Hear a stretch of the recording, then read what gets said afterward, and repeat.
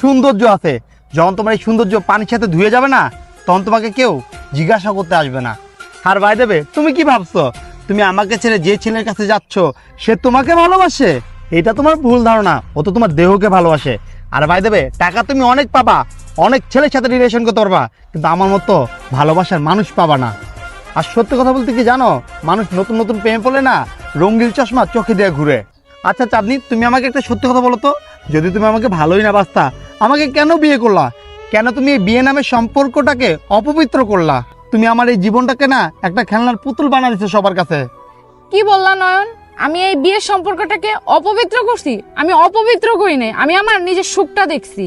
আর নয়ন, তুমি তো জানো আমার কত বড় বড় স্বপ্ন, আমি আমার স্বপ্নগুলো পূরণ করতে চাই। কিন্তু আমার কপালটাই খারাপ ছিল যে তোমার মতন একটা ফকিন্নির সাথে আমার বিয়ে হয়েছে। আর এটাই আমার সবচেয়ে বড় ভুল ডিসিশন ছিল, বুঝছো? আর এই ভুল ডিসিশনটা আমি শুধরাইতে চাচ্ছি মনসুরকে বিয়ে করে। আর ও আমার